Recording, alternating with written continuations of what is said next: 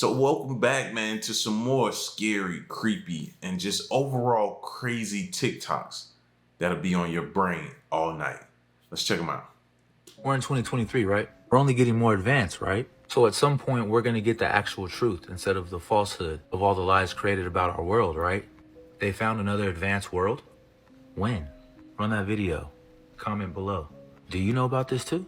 They found another advanced world just outside of Antarctica. They don't want us going there. Once you understand, there's more land beyond Antarctica. What's another word for more? Extra. What's another word for land? Territory. Put that together in a word, extraterra. If somebody came from the extraterra outside of Antarctica, we might call them an extraterrestrial from the outer space. These people inside the Hollow Earth have been living there for 2,500 years.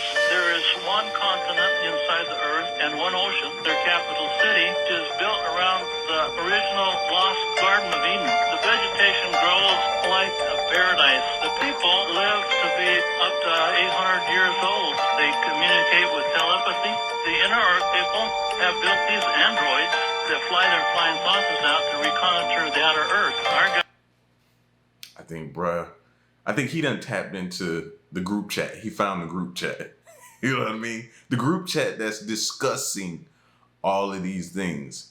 Civilizations at the center of the earth, oceans at the center of the earth, water and different things like that. Antarctica, what's going on. That if you go through if you've been rocking with me, let's just say that. If you've been rocking with me for a minute, you know I've been trying to look into Antarctica for the longest.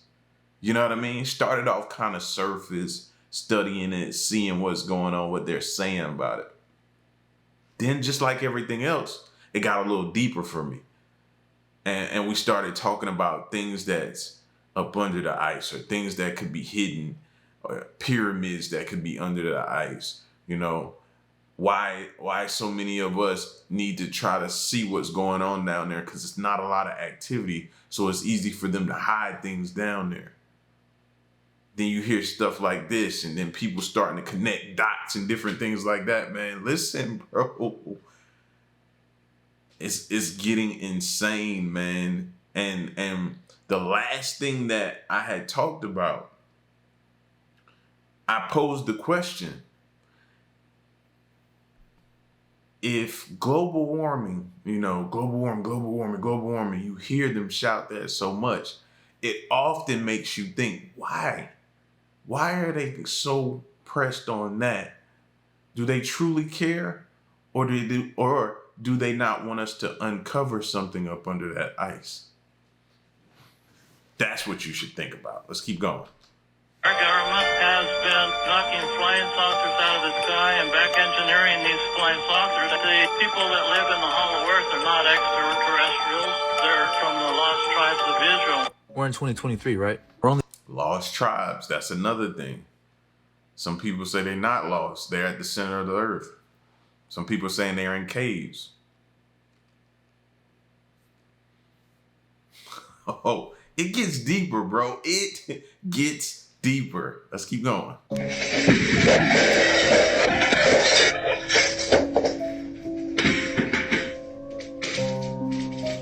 Hold on. What could do that? I thought it might have been like we was watching an earthquake or something like that. Nah, that looked like a scene out of the movie Tremors. Y'all remember Tremors back in the day? Like, you ain't a real one if you ain't never seen a Tremors movie, bro. If you haven't, go watch it. I know it's old school. The quality probably ain't gonna be the best. You know what I mean? You're gonna be like, man.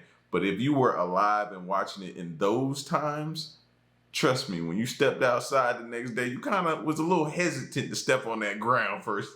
You were very, very like, you were aware of what was going on. And that ground shake, bro, you were gonna be on the top of a building somewhere. That's crazy.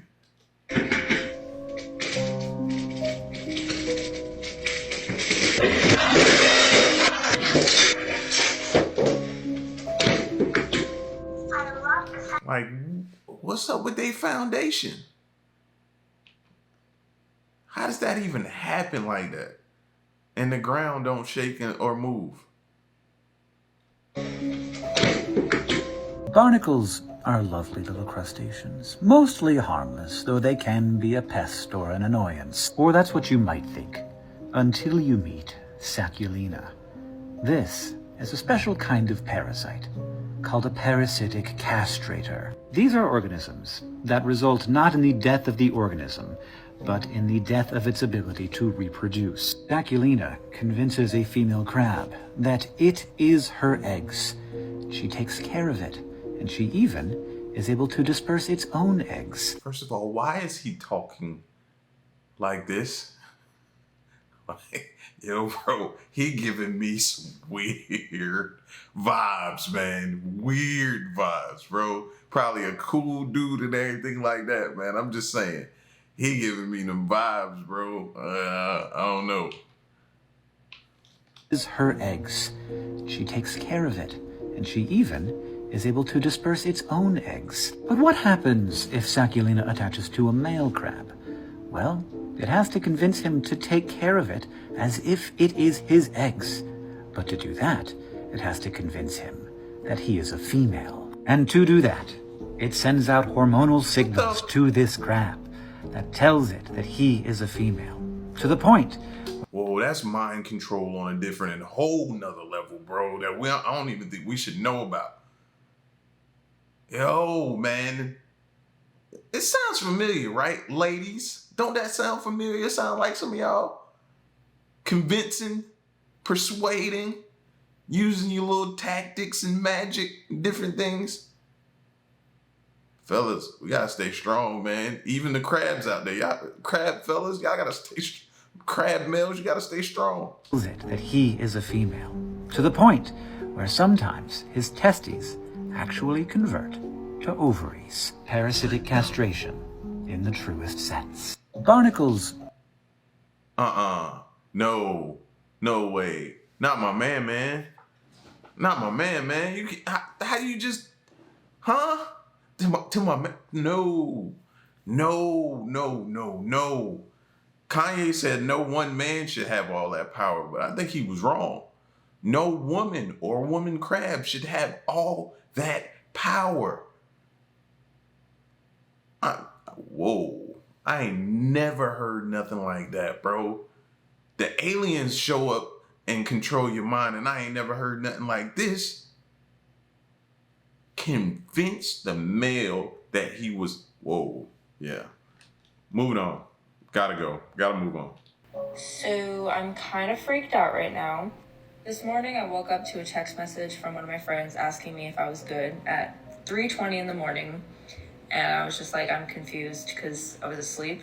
I also had a missed call from her at that same time. So I was thinking maybe she was drinking or, whatever. It was 3 in the morning. And she texted me, she got a missed call from me at the same time. We're in different time zones, so I'm 2 hours ahead of her. Right now I'm visiting family, whatever. And I was just confused because I was asleep. And she said, I left a rumbly voicemail of 5 seconds. She was worried I was getting kidnapped. I'm like, huh? And this is her call from me. So 1:20 in the morning. That's a real friend right there. You know what I mean? She immediately called you back. That's a real friend. Respect that. So 1:20 in the morning is 3:20 here, same time. And I also got a voicemail from her that was 5 seconds long. It's just a beep, and the transcription says hello. So we both got a call from each other at the same time, and we both got a voicemail from each other at the same time, but we never called each other. I was asleep. And has this ever happened? Like, what is going on? So These cell phones, man. That's always like one of my fears, bro. You know what I mean? The one time you're in a situation, dire need to use your cell phone and it doesn't work. That's like a huge like phobia of mine. You know what I mean? Like you really need that cell phone to work, and then you get the alert, like, or it does one of them things where you call and it don't even ring. You call somebody and it don't ring, and it's just searching. Yeah, yeah. I mean, or it being like it just won't cut on, or it freezes or something like that. Huge phobia of mine, man. Have you heard about this supernatural phenomenon that sometimes happens to people in really bad car wrecks? Well, apparently multiple people who have been in horrible car accidents have reported seeing the same strange thing. It's called the third man syndrome, and it's when a supernatural presence offers comfort to a victim during a survival situation. I'm going to share one of the crazy stories with you now, but if you're interested in this, tonight's episode is going to be all of these stories. So a few years ago, a Reddit user was in a horrible car wreck. Like so bad they cut the car door off to get them out. They black out during the accident, but as they come to, they see a woman open their car door and get into the back seat. And the woman put her hand on the driver's shoulder and told him that it was going to be okay. And then she said that help was on the way. The user then blacked out again and came to with a fireman cutting off the door of the car. Afterwards, they're with it enough to talk to the police officers and the firemen on the scene. And they're telling them like, hey, there was this woman that got in the car with me. Is she okay? And everyone is like, there was no one in the car with you. Apparently no cars passing by had even stopped for the accident because the fire department was so close, so it was super unlikely that anyone had gotten in the car with them. But this is not the only time that that's happened. Other people have reported a woman getting into the car with them after an accident. There's so many other supernatural stories just like this that I explore in the episode tonight, so make sure you're following along. Have you heard about this? What that sound like to y'all? Y'all ever watched the movie The Guardian? Ashton Kutcher, I can never pronounce his last name right, but The Guardian, where they talked about a fisher of men or something like that. In the beginning, they do the whole spiel, and at the end, his spoiler alert, so if you ain't never seen it, fast forward this, but at the end, his instructor and him end up working together, and they go on this final call, and the guy who trained them, one of the best ever, they go in to save these people, and they're swimming out, and they're going up back into the helicopter, and the cable starts to break, and then the instructor saves his student's life, and sacrifices his own. You know what I'm saying? And at the end, when the student is going out now doing the job by himself, and he goes out and saves someone, it was like, oh man, it was this guy. And he told me help was on the way and he'll be okay. And he's like, nobody's in the water. It's just y'all.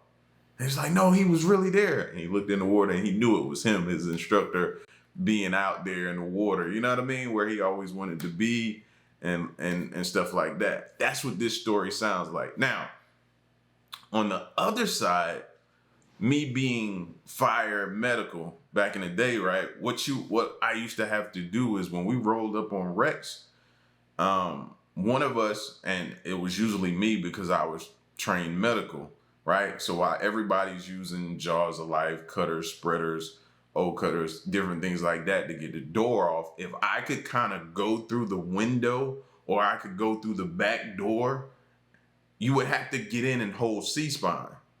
You know what I mean? While paramedics or EMTs are coming in to do what they do, somebody had to go in behind the patient in the car, hold C-spine, maybe put the C-collar on them in there. That way, once they pop the door, maybe even also put the sheet on them, because sometimes you had to break the glass, you know what I mean? Or whatever you needed to do to get to that patient.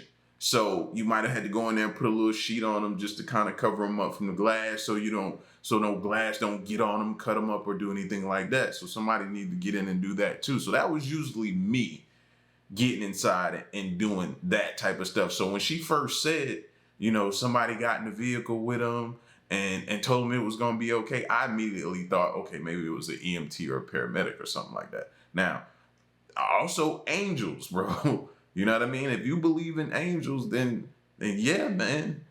Because you'd be surprised. I rolled up on wrecks and the car looked like it was smashed. And when you roll up, I'm automatically thinking in my mind, I'm like, whew, if somebody made it through that, bro, it's an angel on their side. And then other times you roll up on a car wreck and it don't even look like it got scratches on it. And the person inside the vehicle, no longer living. And you're like, huh? It's just weird that way in that life, in that world, man. It's just crazy. But yeah, I definitely was figuring that it could have possibly been an EMT.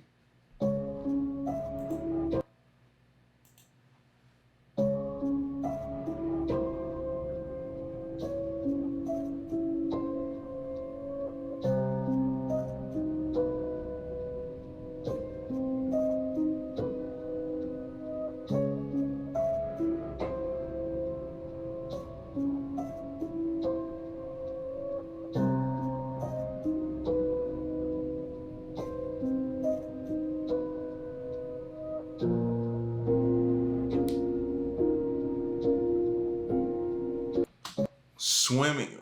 Would you swim in a pond? Nowhere am I swimming in Florida, bro. And people be like, oh, the little pools, they're safe. You know what I mean? The ones with the little screened in porch over top of it and everything like that. Nah, they're good. They're good. Man, I've seen videos where people have been swimming and gators have came through the little screen, jumped in the pool with them. No, I don't want to go. No. And I'm a Florida Gators fan. Ain't that crazy? I know, right? Did you see? No, I don't even care if they got one out of there. I'm not going swimming in nothing like that. Why? Nah, fam, go in your house.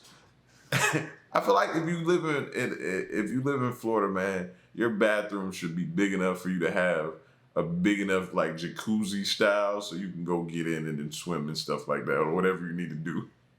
You got to do it in your house. Sorry. That's Florida rules. It should be, at least. Sorry. Guys, I stumbled across something really strange on TikTok last night, and I don't know what to do with this information. So this lady posted this video about like a glitch in the Matrix thing where like her towel disappeared, right? But that's not the weird thing. I once found 2 human molar teeth in the washing machine. It freaked me out. I have no idea where they came from. So I read that sparks my interest. I'm like, what the fuck? But wait, I found one on my living room floor about 20 years ago. I lived alone. Okay, weird. That's a weird coincidence, you know, that both of these people found a human tooth. Okay, now that's weird because I found one in my dining area on the floor. Lived here for 5 years and I don't know where it came from. What? I found it in my front garden a few years ago. Okay, you know, like that could be like an animal tooth or something. But this person found one in their kitchen sink, a human molar, and it just keeps going. I thought I was crazy. I found one under my bed when I moved. 1 human molar, adult, laying plain as day. I found a gold tooth in my basement. It just keeps getting weirder. I just found a tooth sitting on my parents' table the other day and we have no idea where it came from. What? I found a tooth in my coat pocket. What is with this? What is what? So then naturally I searched people finding human teeth, right? What you know about rolling down in the deep? And you. So I found a tooth. You found a tooth? Yeah. Where did you find the tooth? In the bathroom rug. Oh. Why are all these people finding human teeth? What do I do with this information? Like, this is crazy, right? That's crazy? Guys. So people just out here just randomly finding teeth. Not only that, so what we got? Just people walking around randomly just missing a lot of teeth or missing teeth? What? Wait, what? Huh? What happened to the Tooth Fairy, man? Y'all done kidnapped the Tooth Fairy, done stole her teeth, done spread them around people's house? What's happening here? What does that even mean? I never heard nothing like that in my entire life. But you know I'm about to go look that up, right? Y'all don't think I'm gonna get in trouble for searching that, having that in my search history, do you? But that's a rabbit hole I think I may venture down. People finding teeth. I never thought I would be searching that. Yeah. I don't know, man. That might put me on like a list. I might need to stay away from that. Moving on. I find it very interesting. It's called Evian, but if you spell it backwards, it's called Naive. I consider this one of the best waters you can buy. I believe this is what the elite use. When they travel from city to city, they need to drink good water too. Obviously it's in plastic, but if it was in glass it would be better. I believe it's jacked up the price of this so the poor people can't afford it. And so the elite have it everywhere. Yeah. What do you think the elite are trying to say? That you're not naive by not understanding what this is? What do you think they're trying to tell us? I personally think that it's just incidental. It's just, you know, it just happens to be naive spelled backwards. Like level spelled backwards is level. Like it's just something that just incidental. Hold on a second. If you go back to scripture and you look at Eve, they have Eve inside 11, and you have Eve inside the word 7. I find it very interesting. It's called Evian, but as of right now, there isn't an abundance of evidence that would give us. That's the first time I've ever heard of Evian. It linked to a conspiracy theory like that. I never even heard anybody make mention of that. So now we got to start paying attention to the water too. And you would think it would be so many conspiracy theories surrounding water. And I haven't even looked it up yet. And there probably are. That may be another rabbit hole we need to venture down, because you think of water, you think of purities. And anything pure, it's got to be some kind of conspiracy theory surrounding it. You know, of course, we hear the surface stuff about, you know, what the water bottle's made of, the plastics or whatever, different things like that, what you should drink water out of opposed to what you shouldn't. You know what I mean? So it's those type. I bet it does. That kind of sparked that idea in me to kind of look up some things. Because, yeah, knowing that, I guarantee you it probably is a lot of conspiracy theories surrounding the water we drink. Oh, this is about to start getting good, y'all. We're on to something, man. We are definitely on to some things, and we're going to find them out. So listen, man, y'all get at me in the comment section and let me know what you thought of this video. And stick around and stay tuned to the next one I'm gone. So tonight is all about sleeping giants. But I don't think it's the sleeping giant you're thinking of. We're going to talk about volcanoes. I feel like volcanoes, I don't know, man, we kind of forget about the wreckage, the carnage, the chaos, everything that can ensue with one simple eruption. What type of damage could be done, if not extinction could take place when we talk about or think about volcanoes, bro? You know what I mean? I think we kind of got a little comfortable around them too. So I'm here to remind you about them. Let's look at and talk through some different conspiracies that may be out there about volcanoes. Here we go. If I were to ask you, what's the closest humans have come to extinction? What do you say? You might think of a world war, or a plague, maybe the Cuban Missile Crisis. But what if I told you that there was one day, one single catastrophe that came inches away from wiping out humanity? We'll have to go back 74,000 years to an event called Toba. This was the largest supervolcano eruption ever, and it had an insane impact on the world. The eruption spewed 700 cubic miles of magma. There was so much ash in the air from this that scientists believe the Earth temperature dropped by up to 15 degrees Celsius, and it took over a decade for the Earth to return to normal temperatures. This eruption... See what I mean? See what I mean? It took over a decade for the Earth to return to normal temperatures. A single volcano eruption. Now, it didn't say, or it just said how much magma it spewed, but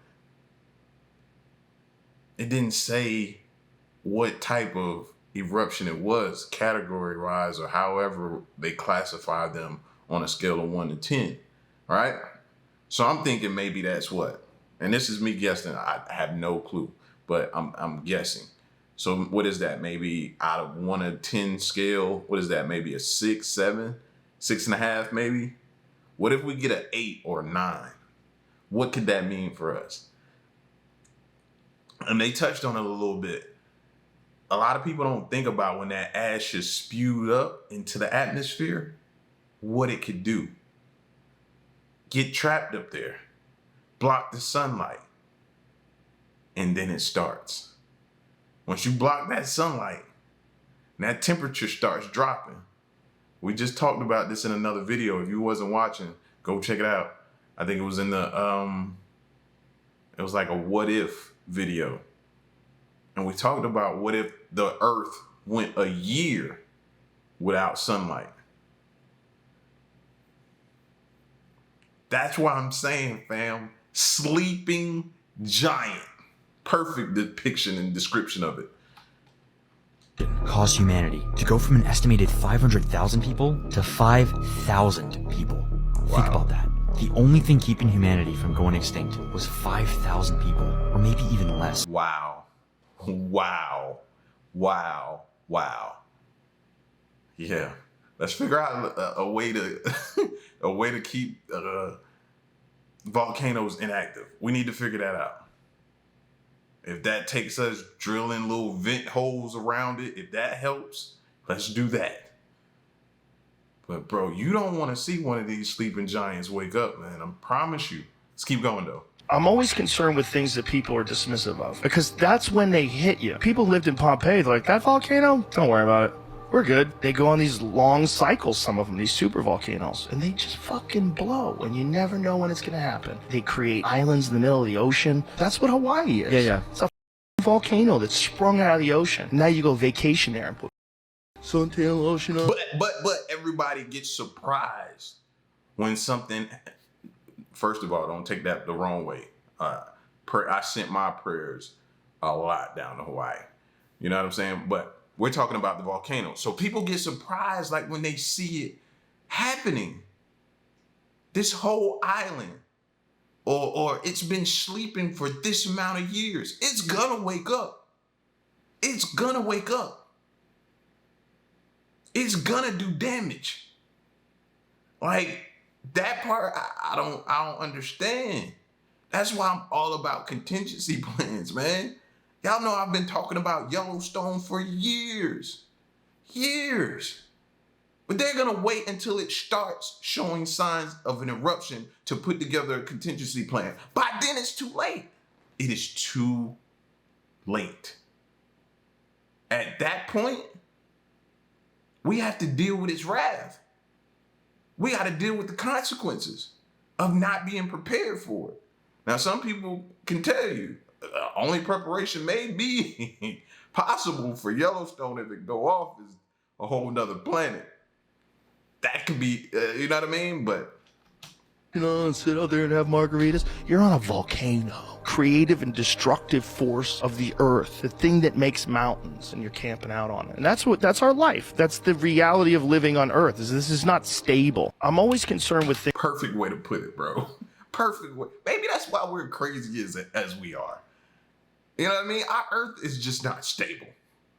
You ever been around a person that's not too stable? Can flip on you at any moment. You kind of tiptoe around that person, don't you? You kind of keep your eye on that person, don't you? You're aware. You're prepared. You have contingencies in place if something happens with that person you're around that is a bit unstable. That's the way we should look at Earth.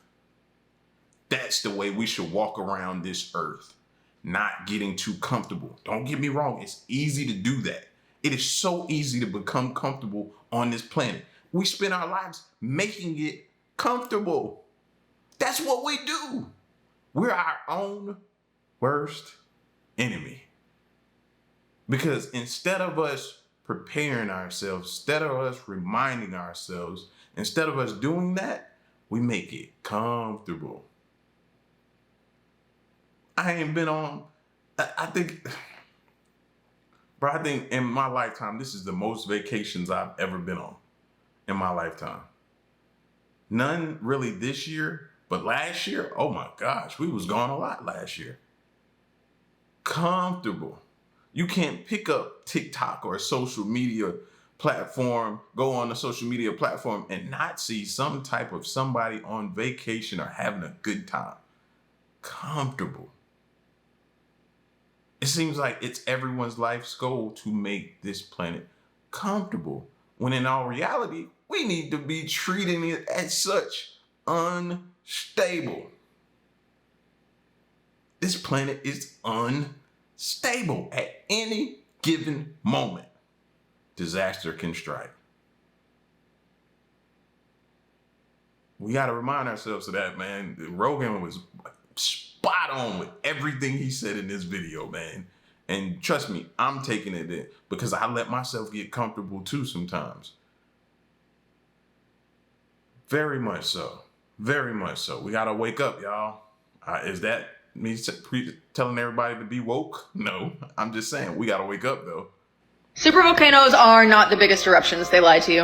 Everyone was really disappointed when I debunked those Yellowstone apocalypse myths, so I'm gonna give you something new to be paranoid about. Though to be clear, these kind of eruptions are even less likely than a Yellowstone eruption, so. We're talking about flood basalts! Flood basalts are when a giant fissure in the ground thousands of times bigger than this one opens up and floods the earth with millions of cubic kilometers of hot lava. Basaltic lava, specifically. That's why it's called a flood basalt. The average amount of time between flood basalt eruptions is about 20 million years. It's been about 15 million years since the last one, so we've still got a while. But like I've said in previous videos, volcanoes don't work on a schedule. It's not as... See, and that lends itself to the ideas that I've always been saying, and I learned is that volcanoes can pop up anywhere. Like Rogan was saying about the mountains, they form your mountains. They can pop up anywhere. So don't just think because you live in an area that's not relatively close to a volcano that one can't pop up. That's kind of what she's saying with these basalt volcanoes. The ground just open up and here it goes. Think about it.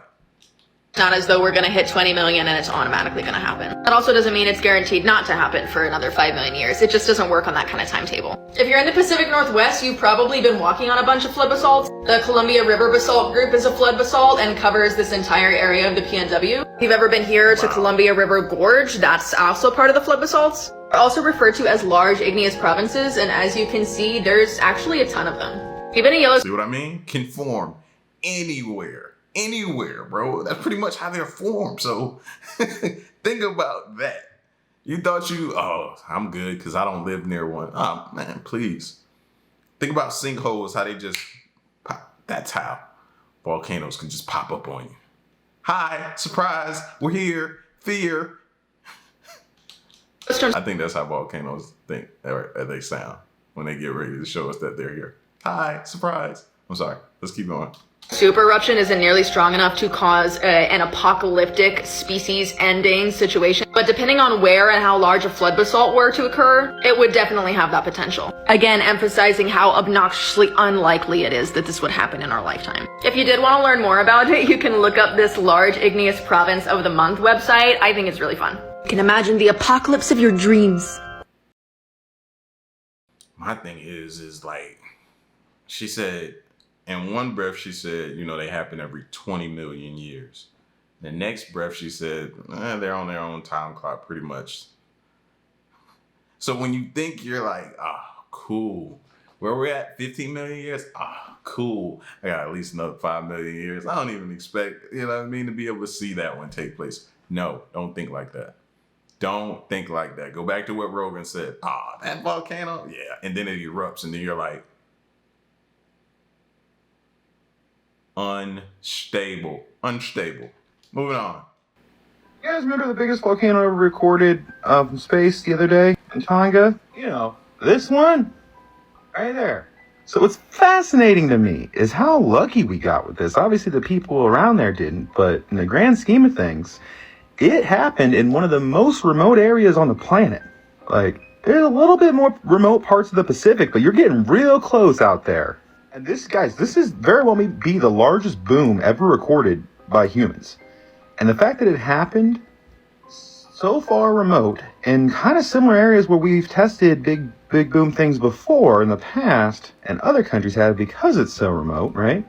In plain view of all these satellites. So like the conspiracy theory is it was either some kind of test, whether that was a volcanic weapon test, something a little different, or it wasn't a test of what did it, it was what it would do. So like the weather maybe. Cool. Or maybe it was covering something up. Sending a message. Maybe it was alien. I was just about to say that. That's why when he was heading to it, I was like, cool. Think about this, right? What's been being yelled from the top of the mountaintops, right? Global warming. So if there's a situation going on and they're saying, okay, how do we stop or slow down global warming? Well, we know we have this huge thing over here that if we activate it, we can drop the temperature of the planet. Make you think, don't it? So did it randomly just erupt? Or was it planned? Was that a planned eruption? Can we do that? Do we have the capabilities to trigger a volcano to erupt? No. We wouldn't dare, would we? Would we? You willing to bet on that? You willing to go out on a limb and say that? Think about it. Come on now. Think about everything you've seen just happen this year. Whole David Grush alien situation. Do you have that much faith and trust that something like that can take place? I've never said it happened. I'm just throwing that out there as a possibility. Never said that happened. You know what I mean? But just thoughts. Think about that the next time you hear global warming. What are we going to do to slow it down? Yep, this terrifying situation is about to come true, and 2024 may be the start of a new ice age. Citizens were terrified after scientists confirmed that Italy and the rest of the world is in big danger and there's not much we can do. Volcano Campi Flegrei is said to be the world's second most powerful volcano, and it's about to erupt. And when it erupts, it can cause the same damage as Pompeii to the world. The issue is that Campi Flegrei currently lays on top of magma that is reported to be connected to Mount Vesuvius. This means that when Campi Flegrei erupts, it's believed both volcanoes could go off at the same time, causing not only destruction of Italy, but possibly turning the entirety of Earth into a permanent winter for up to 3 years. Not only affecting the crops, but the air quality and our drinking water won't be safe anymore. Currently, there is a big chance Campi Flegrei could go off in the very near future, with 1,100 earthquakes happening near Naples in just the past month, with a study from the Communications, Earth and Environmental Journal saying that this eruption is a realistic possibility. Time to head to the moon. Yep, this See, at this point, they're not playing fair at this point. You know what I mean? I expect a fair playing field. That's all I ask for. And they're not playing fair. You know what I mean? I never really thought about 2 volcanoes going off at the same time, bro. Come on, man. Come on, man. Like, cut me some slack at least. Give me a chance to beat the game. 2 going off at the same time? Yeah. Remember, unstable. Unstable. How is that even fair? Only an unstable planet can do something like that. The odds are already stacked against us. Why? Because it's volcanoes under the water. Oh, you forgot about those? Yeah, they're still there. Some of them are even like active, just spewing out little bits. Little bits. And the water cooling it off. Or is it warming the water up? I don't know. I ain't going back in the ocean no way, but still in all. It's down there, moving. So, yeah, that's not fair, man. This is crazy. Moving on. Keep going. This is the island of La Palma. It's currently erupting and it's on fire, but we have a bigger issue than that. Yeah, these flames, they may look bad, and erupting volcanoes sound like a bad thing, and I feel for the people that are there, but what I'm more worried about is something that I heard a while back. See, La Palma has this crazy fault line that kind of runs through most of the island, and if a big enough eruption comes through, the fissure that caused the fault line, the fault line that was caused by the eruptions, can break off this chunk of the island, causing a massive tsunami that would hit the U.S. in about 8 hours. And I learned about this back in the early 2000s, and the island's erupting, and I'm a little scared. Like, if you look it up, there's a lot of like research on this subject, and it's kind of scary. And now the island's erupting, and I don't know what to think.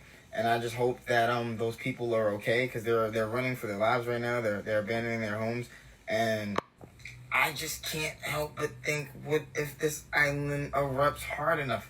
I don't know, man. Yo, just do your research. That's why the more you know, the more you know.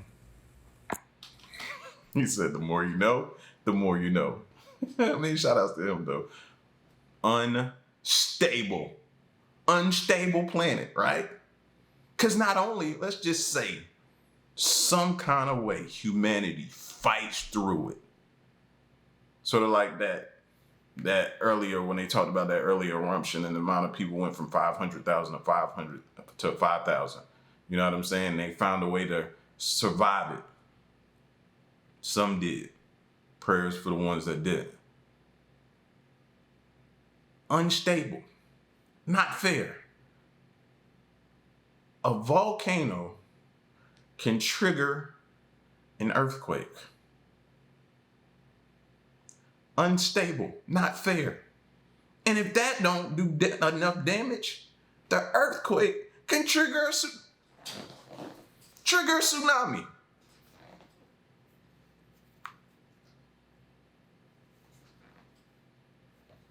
Not fair. So not fair. Like, come on, man. Like, you're just trying to make an unbeatable game at this point. If we're living in a simulation, this is not fair. Morpheus or the Oracle or Neo or whoever's guiding this ship or whoever's in charge.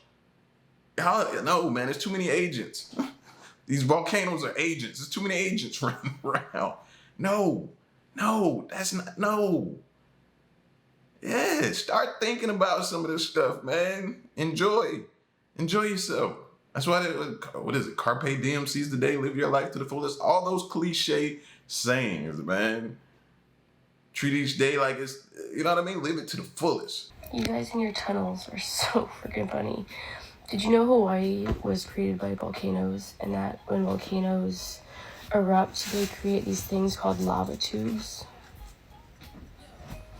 You'll find tunnels on every island. Lava tubes.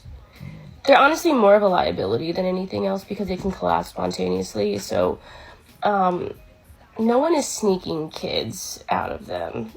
You guys in your tunnels are so... Huh? I'm missing the point on this one. Don't forget the tunnels. So I'm guessing people thought they were like doing some illegal things in those tunnels and stuff like that. You know what I mean? I mean, it wouldn't be the first time people have done things or built tunnels to get around or try to evade the law.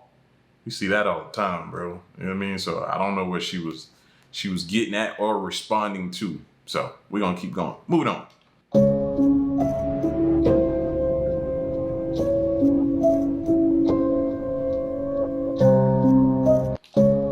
So it says the loudest sound ever recorded on Earth was the 1833 eruption of Krakatoa. The Indonesian volcano exploded with such force that it ruptured the eardrums of sailors 40 miles away. 40 miles away, ruptured the eardrums. Now, hey, I ain't trying to say this is true. We need to fact check it. But if this is true, this is insane. Again, how did I reference them in the beginning? Sleeping giants. Let them sleep, bro. Oh, it keeps going. Broke windows up to 100 miles away. And people 3,000 miles away reported it sounding like a distant roar of heavy guns. Sheesh. 1833 eruption. You know what I mean?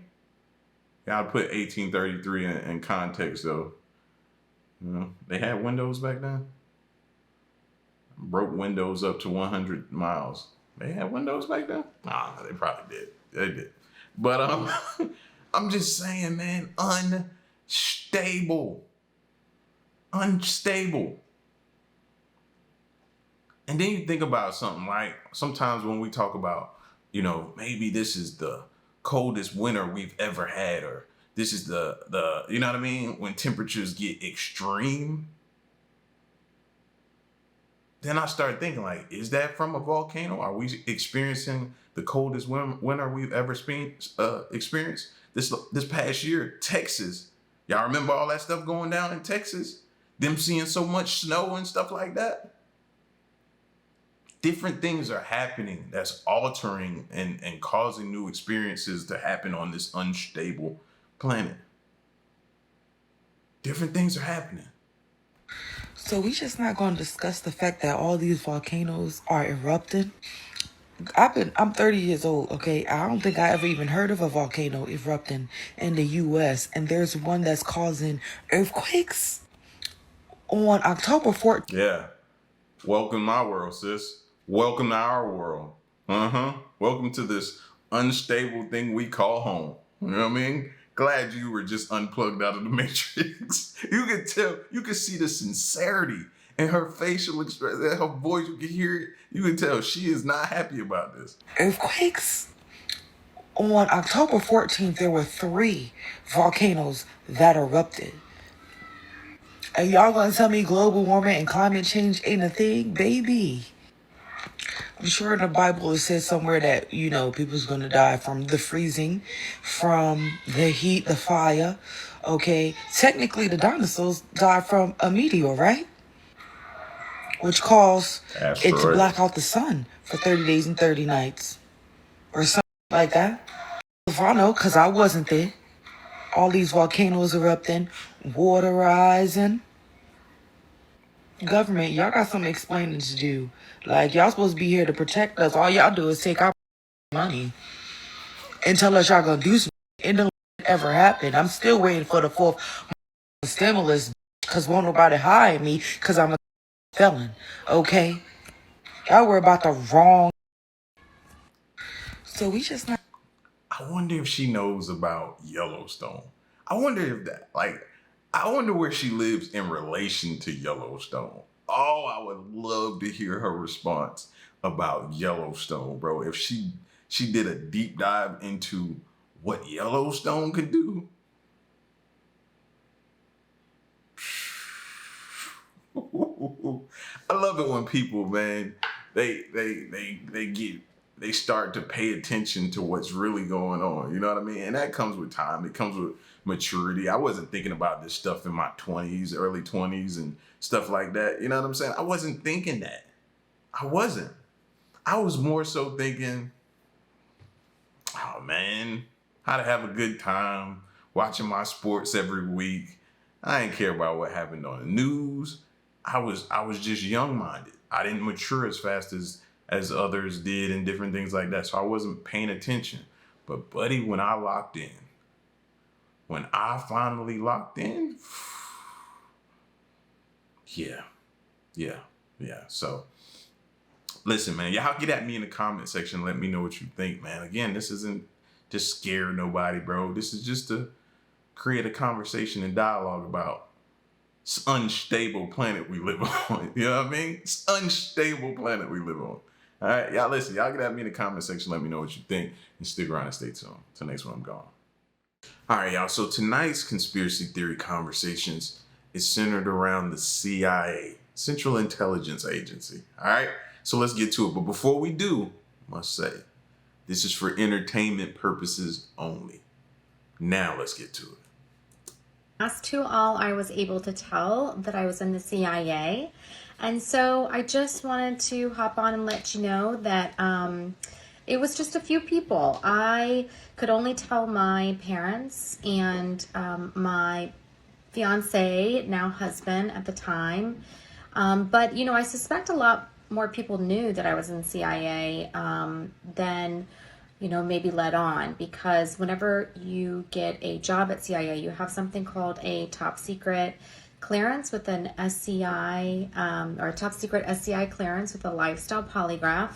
And what that involves is a background investigation when they're going around and they're interviewing at least 2 or 3 people in every place you've ever lived and asking them for character references.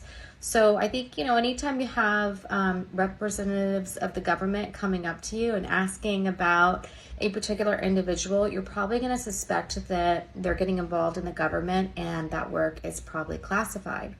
So I did have a few people ask if I was at CIA, but of course I was just able to say I was doing defense consulting, and that was usually enough for most people. And in DC, and in particular, there's a lot of folks that work for the government and a lot of people that do classified work. So, when I was young, in my 20s, going out to bars and stuff, I really never had anybody push me for information about my job. I just kind of tried to sound as boring as possible and say that I was in tech consulting or defense consulting. So I hope that answers your question. A couple of you have... The whole time she's talking, I'm going back through anybody I've ever known, from my teachers, co-workers, to anybody that I've come across, and trying to just wonder if they work for the CIA, bro.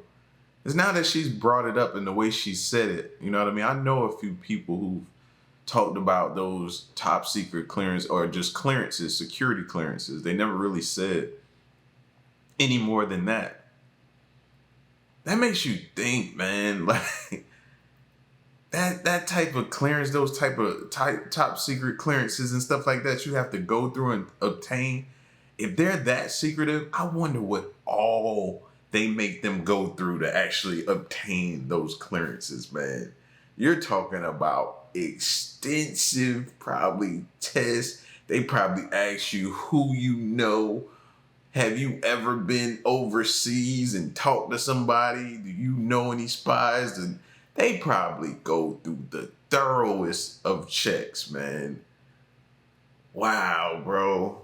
Can you imagine taking one of them tests? Probably like taking like a lie detector test, but probably something at least a little more extensive than that, like way more extensive than that. They would probably ask you all kind of trippy up questions that just trip you up and have you like, huh? Huh? What do you mean? This leaked FBI document cannot be real. A plan by which the CIA could have as much funds as and when needed, without knowledge of Congress. This report by a member of the FBI to Senator Ed Kennedy in 1989 that he requested them make summarizes a multi-decade long plot between these five men: Edward Lansdale, William Colby, George Bush Sr., Richard Armitage, and Colonel Robert Ferreira. The FBI compiled this report from a whole bunch of sources, including their own moles inside the Central Intelligence Agency, because our FBI needs moles inside the CIA in order to know what's going on. Red flag. The master plan called for the CIA to enter into the drug smuggling business in a total and complete fashion. Bush would be the secret head of ONA, Overseas National Airline, and handle all the shipping of the drugs under forged waybills. P.S. TikTok, I'm just reading an FBI document. This is not misinformation. It might not be true. It's just what the FBI thought in 1989. Lieutenant Colonel Ferreira was to use his contacts in Latin America and in the Middle East to obtain from various governments the needed drugs, which I'm not going to read out loud. William Colby was to handle the setting up of all the manpower from runners, peddlers, pushers, collectors, and so forth, as well as the elimination of any who might prove to be uncontrollable, be they American or Vietnamese. Yes, this is William Colby, the future director of the CIA. This report is 24 pages long, and it follows this team across decades as the FBI tracked their operations, smuggling drugs, and doing all sorts of other things. It seriously reads a lot like a spy novel, just without all the fluff, except for this part in the 80s where Colonel Ferreira, who is definitely the dark horse of the story, got pissed off at Noriega of Panama. I can't read all these words out loud. You could pause and read all this for yourself if you want, but Ferreira, it is rumored, went undercover on his own into Panama and somehow made his way into the compound of General Noriega. There, in the general's own bedroom, Ferreira is said to have accosted Noriega, bound him up, and personally did that to him of Noriega, and then he stuffed them into Noriega's mouth. The Bureau actually had the room bugged for other reasons at the time, and they have the whole thing on tape, apparently. In this week's episode, we're breaking down the whole thing, and it's gonna be spicy. This leaked... Now, for some of us, this isn't new, right? Hearing about what took place in the 80s, possibly maybe even earlier than that. The whole drug gang situation. If you ever seen the show Snowfall, like, I think this past year, I just finally finished it. It took me think probably a year to get through it, man. I don't get to watch TV much, but it talks about how they needed money and they stumbled into the drug game to obtain money to fund the war and different things that they needed as far as weapons and all that kind of stuff like that. You know what I mean? A lot of that stuff probably was, you know what I mean, fabricated for the show. But the premise around it, we understood. We understood what they were saying. You know what I mean? And just to know that was going on, and they tried to keep like the president separate from it, allegedly. This is all allegedly, by the way. They tried to keep, and I'm speaking about the show. Let's put it in that aspect, the show. They tried to keep the president sheltered from it. That way he could have plausible deniability if things ever came out and stuff like that. So they went rogue and was doing all of this stuff, you know what I mean? But bringing the money back. And it was just insane to just sit there and watch that show and be like, are you kidding me? Are you kidding me? They don't even care the effects that this stuff is having on the people in the communities and stuff like that. They didn't care. They're just bringing it in, truckloads full of it. I was mind blown, man.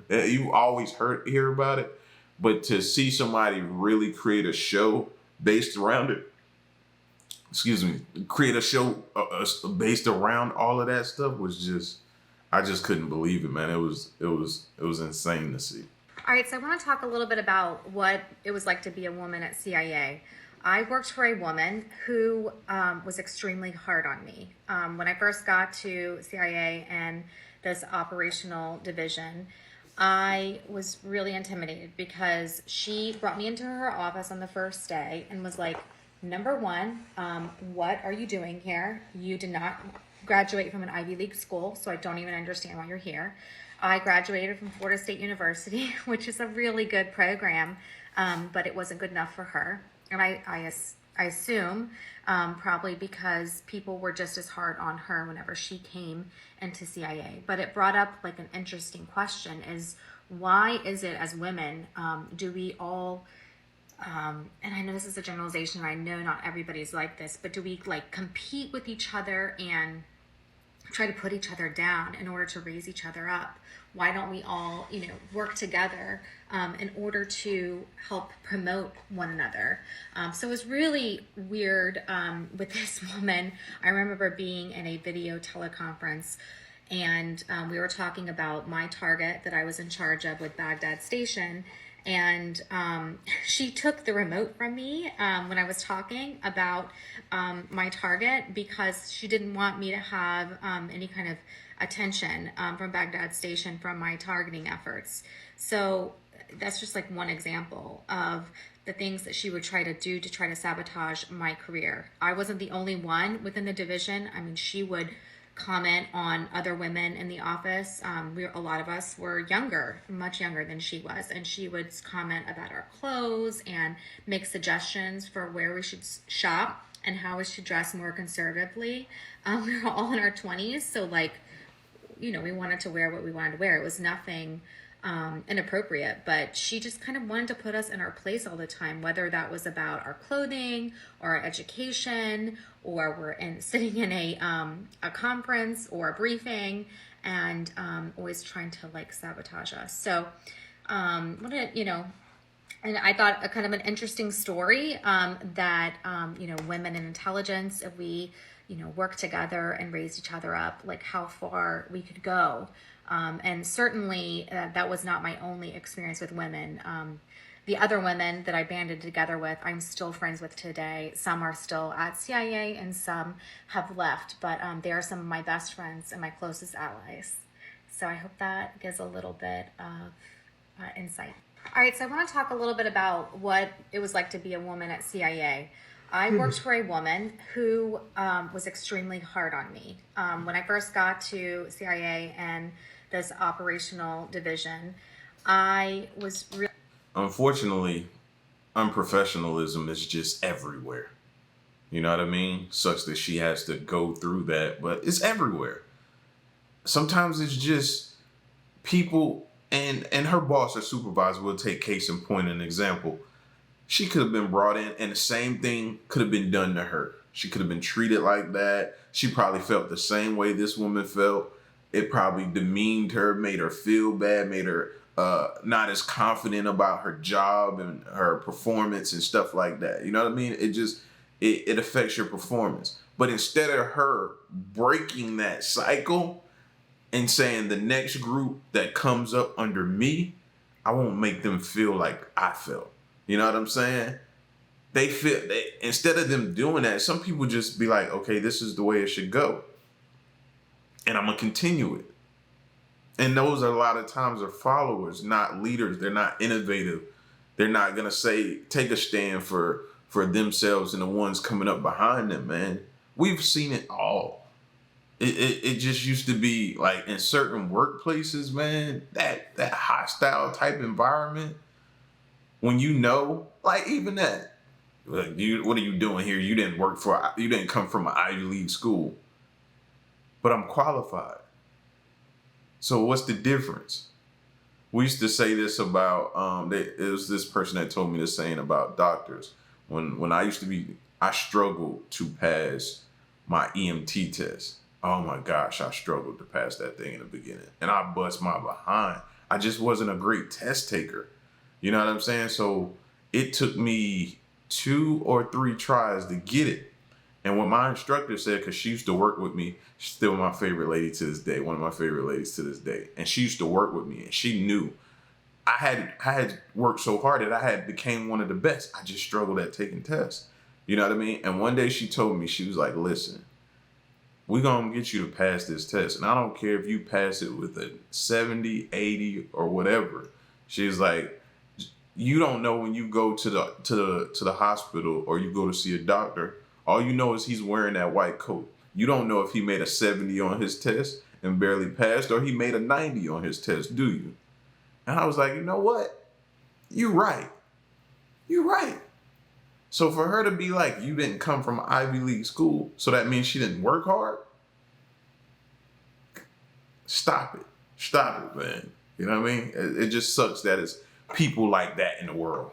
The CIA could manipulate the news in the United States. The intelligence community wants to assassinate somebody. They want to run this illegal program here, there, or everywhere.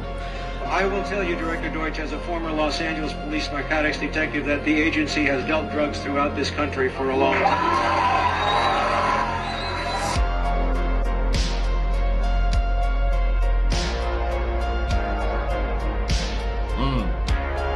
Never heard nobody call it the corrupt intelligence agency, bro. But don't that send chills down your spine to hear them say that about drugs, man? And to associate the CIA with it. A lot of people, man, if you can go back to those times, or if some of those people are still alive from that era, I would love to hear their interviews. Excuse me. I would love to hear their interviews and hear them talk about what it was like back then, what they went through, what they experienced when that stuff hit the scene. Like when it was new, when it was social. Remember, in those times, it wasn't like these days. It was a social thing. And a lot of those things, you had to have money. So it was looked at as, you know, the rich people type thing to do, party, have fun, and you would do these things. That's how it was back then. But then it took a turn from the worst when people got involved and they wanted to make it cheaper because it was expensive for others, and they wanted to make it cheaper for people who couldn't afford the expensive ones and stuff like that, man. Listen, man, y'all gonna have me wanting to go watch Snowfall again. Great show. Okay, y'all have to watch this clip from a show from 1981, and then let's talk about it after. The ones you should be arresting, not me. Why don't you say that before? What we got here? Damn, this is William Klein. He was wrecking our office. I just wanted to meet them face to face. I wanted them to admit what they were doing. Who Where's they? He was in the office of the Trilateral Commission. Trilateral Commission. Yeah, the Trilateral Commission.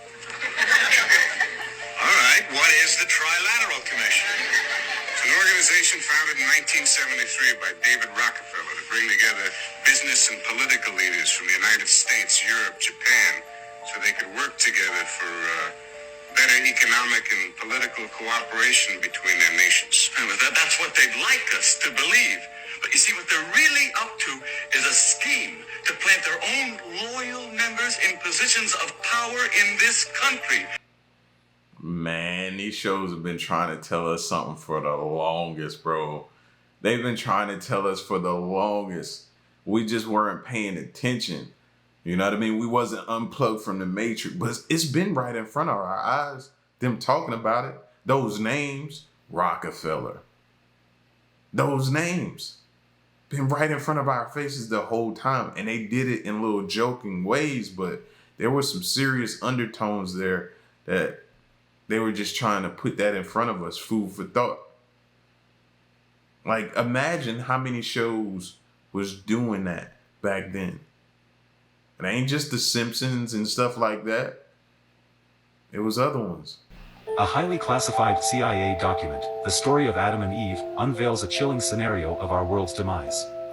It posits that the Earth's poles, particularly the North and South poles, shift every 12,000 to 15,000 years, causing catastrophic earthquakes and tsunamis. After the apocalypse, humanity reverts to prehistoric times, akin to the Stone Age. This recurring cycle has led to the rise and fall of 6 civilizations, with ominous signs of another reset evident today, including climate change, pandemics, and the looming threat of a third world war. It might explain the fate of Atlantis, an ancient Greek island now submerged beneath the waves. So it's kind of like hitting that reset button. I told y'all about the poles, man. And if you ain't read up on that, the pole shifts, like that could be approaching soon. When? I don't know, but something like that could be approaching. And according to history, we won't survive it when it happens. The weather change is just too much for us to bear. And then life as we know it, we'll hit the reset button and we'll start over with everything like that. Or, like I've said before, Elon Musk figuring out some kind of way, or Jeff Bezos or somebody figures out some kind of way to get us off this planet to another planet. But we don't have anyone that's habitable for us that we know of just yet. So there's that. CIA has released a document with newfound evidence about cataclysmic events on Earth. It was declassified in 2013. It's called the Adam and Eve story. You can find it on Google. The document explains that we have a 60-mile thick outer crust of our Earth. It rests on a layer that's 60 to 120 miles wide of molten lava. Now, that molten layer usually acts as a solid, but every couple thousand years, the magnetic and electrical orderliness inside of the Earth is disrupted. That layer then acts as a liquid lubricant for the outer crust to rotate tremendous amounts in just a quarter to a half a day. The shift is so tremendous because the ice caps cause the poles to move near the equator. Oddly enough, 2 cataclysms ago aligns with Plato's account of Atlantis. The sudden shift in Earth's crust that caused the relocation of these areas resulted in rising sea levels, earthquakes, volcanic eruptions, and mass extinctions. This helps explain why scientists have found such sudden climate changes and extinctions frozen in time. Like and comment for part 2, where I'll explain how this relates to Genesis 1, 2, and 3 and change your thoughts on Adam and Eve. It's time to go to the... Now, the crazy part about that is what I've heard from people about that book is that all of it, or everything that's classified, has not been declassified. So it's still information out there about that we haven't been given yet. They're still holding things from us, man. But yes, there we go again, talking about the pole shifting and different things that could possibly happen. Bro, why? It's just frustrating. It's frustrating. Why are they keeping this stuff from us? Oh, it's the whole, we don't want to create panic. Some of this stuff that you hear kind of relates to the Bible, don't it? It's just in a different form. You know what I mean? The stories are different, but kind of aligns with what they're saying here. how things could happen, how mankind could end, possibly, different things like that. You ever notice that? Just start connecting the dots, man. Start connecting the dots. Can we trust them? I have talked with one man who worked in the Defense Intelligence Agency who told me, quote, Linda, our government has proof that 3 competing extraterrestrial civilizations have been mixing and matching genes to create all kinds of life forms on this planet for at least 270 million years, before the time of the dinosaurs. And there is something about that that has always made sense to me when you match up what people have said and the stories that are in books. And it may be that those are the 3 civilizations that the DIA guy meant when he said there have been 3 competing, Greys, Blondes, and the reptilians. But he went further and said the reptilians say and claim that they have been on Earth first. Sort of like the Garden of Eden story. And they resent the coming of the Blondes and the Greys, and that the 3 had been at each other's throats over this planet because it is an extraordinary planet. That it is really more like a laboratory. See?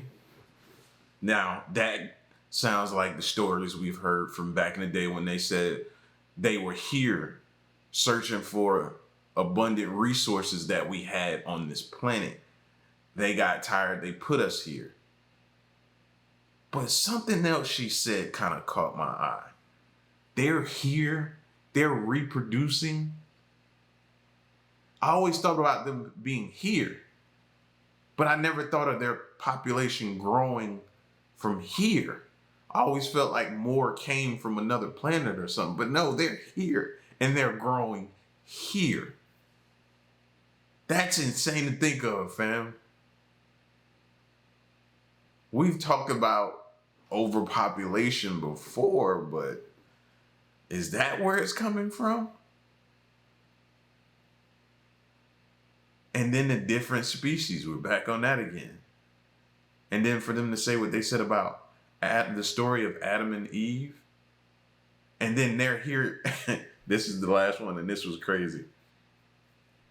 They're bickering and fighting with each other.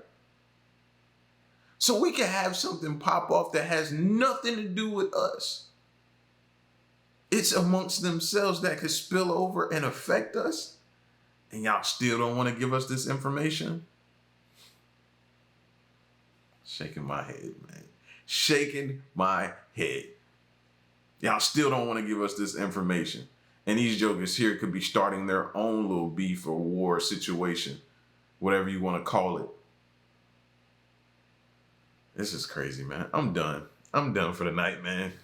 I'm done. I'm going to bed. This is getting me upset to even think about this even happening, and we know nothing about it. We're blind to the fact. Listen, y'all get at me in the comment section, man. It's your boy L. Stick around and stay tuned. Till the next one, I'm gone.